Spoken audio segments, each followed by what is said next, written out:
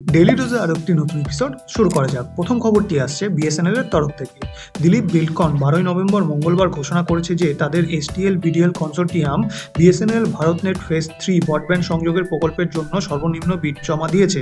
ইউএসওএফ এর অর্থায়িত প্রকল্পের লক্ষ্য জম্মু কাশ্মীর এবং লাদাখের মধ্যম এবং শেষ মাইল সংযোগ প্রদান করা, যার মূল্য 1625.36 কোটি টাকা। প্রকল্প বাস্তবায়নে দিলীপ বিল্ডকনের 70.23% অংশীদারিত্ব রয়েছে। প্রকল্পটি 3 বছরের মধ্যে শেষ হবে বলে আশা করা হচ্ছে এবং কর্পোরেশনের 10 বছরের রক্ষণাবেক্ষণ চুক্তি সুরক্ষিত করবে। সাম্প্রতিক দিনগুলিতে বিএসএনএল ভারতনেট প্রকল্পের জন্য বেশ কয়েকটি চুক্তি প্রদান করেছে। সোমবার 11 নভেম্বর এইচএফসিএল ঘোষণা করেছে যে তার কনসোর্টিয়াম, যার মধ্যে রেল বিকাশ নিগম লিমিটেড এবং এরিয়াল টেলিকম সলিউশন লিমিটেড রয়েছে, অন্য একটি ভারতনেট প্রকল্পের জন্য সর্বনিম্ন দরদাতা হিসেবে নির্বাচিত হয়েছে। এই কনসোর্টিয়ামটি কেন্দ্রের ভারতনেট ফেজ 3 উদ্যোগের অংশ হিসেবে উত্তরপ্রদেশের পূর্ব এবং পশ্চিমে মধ্যমাইল নেটওয়ার্কের জন্য 6,925 কোটি টাকা বিড করেছে।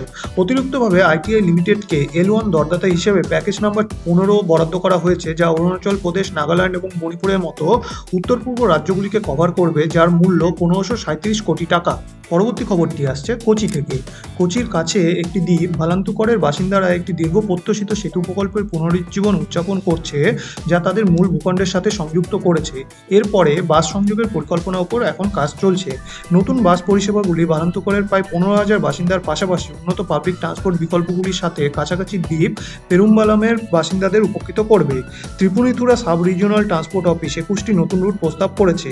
এই রুটগুলির মধ্যে 4টি পূর্বে অব্যবহৃত রুট রয়েছে, যার লক্ষ্য প্রত্যন্ত অঞ্চলে শেষ মাইল সংযোগ প্রদান করা। মিনি বাসগুলি এই রুটে পরিবেশন করার জন্য মোতায়েন করা হয়েছে। ত্রিপুনিথুরার জয়েন্ট আরটিও বলেছেন, আমরা বিভিন্ন জনপ্রিয় সরসের সময়প্রাপ্ত পরামর্শের ভিত্তিতে রুটগুলি চূড়ান্ত করেছি। আমাদের প্রধান লক্ষ্য হল ভালান্তুকরের মতো এলাকায় শেষ মাইল সংযোগ প্রদান করা, যেখানে বাসিন্দারা বর্তমানে পাবলিক ট্রান্সপোর্টের সুবিধা পেতে প্রায় 3 কিলোমিটার হেঁটে যায়। পরবর্তী খবরটি আসছে অন্ধ্রপ্রদেশ থেকে। গ্রামীণ উন্নয়নকে ত্বরান্বিত করার এবং স্থানীয় স্বশাসনের প্রচারের জন্য অন্ধ্রপ্রদেশের টিডিপি নেতৃত্বাধীন এনডিপি সরকার পঞ্চায়েত রাজ এবং গ্রামীণ উন্নয়ন বিভাগের জন্য 167 বিলিয়ন রুপি বরাদ্দ করেছে। পঞ্চায়েত রাজ ব্যবস্থাকে পুনরুজ্জীবিত করার জন্য সরকারের প্রতিশ্রুতি অনুসরণ করে। অর্থমন্ত্রী পায়াবুলা কেশব স্বশাসনের ওপর দৃষ্টি নিবদ্ধ করে পঞ্চায়েত রাজ ব্যবস্থার গৌরব পুনরুদ্ধারের জন্য রাজ্যের প্রচেষ্টার কথা তুলে ধরেছেন। এই উদ্যোগের অংশ হিসেবে মনরেগা কর্মপরিকল্পনা অনুমোদনের জন্য 23 আগস্ট 13,326টি পঞ্চায়েত জুড়ে বিশেষ গ্রামসভা অনুষ্ঠিত হয়েছিল, যা একযোগে বৃহত্তর পঞ্চায়েত সভার জন্য বিশ্ব রেকর্ড স্থাপন করেছে। কর্মপরিকল্পনা, যার মধ্যে সমস্ত গ্রামে সিমেন্ট রাস্তা নির্মাণ অন্তর্ভুক্ত রয়েছে, এখন বাস্তবায়ন পর্যায়ে প্রবেশ করেছে। স্বর্ণ পঞ্চায়েত কর্মসূচির অধীনে রাজ্য পঞ্চায়েত উন্নয়নের জন্য একটি ব্যাপক দৃষ্টি পরিকল্পনা গ্রহণ করেছে। আগস্ট মাসে সরকার গ্রাম পঞ্চায়েতগুলিকে সমর্থন করার জন্য 15তম অর্থ কমিশনের তহবিল থেকে $9.98 বিলিয়ন রিলিজ করেছে, যা মার্চ 2024 থেকে বকেয়া ছিল। পরবর্তী খবরটি আসছে ভারতীয় রেলের তরফ থেকে। ভারতীয় রেলওয়ে অক্টোবরের মধ্যে তার বাজেটকৃত মূলধনের 61% ব্যবহার করেছে, যার পরিমাপ 1.63 লক্ষ কোটি টাকা, যা ত্বরান্বিত অবকাঠামো উন্নয়নে রেলের প্রতিশ্রুতিকে তুলে ধরে। রেলওয়ে নেটওয়ার্কের আধুনিকীকরণ, নিরাপত্তা ব্যবস্থা উন্নত করা এবং ভারতের বিস্তৃত রেল ব্যবস্থা জুড়ে যাত্রীদের অভিজ্ঞতা বাড়ানোর বৃহত্তর প্রচেষ্টার অংশ হিসাবে এই মূলধন ব্যবহার করা হয়েছে।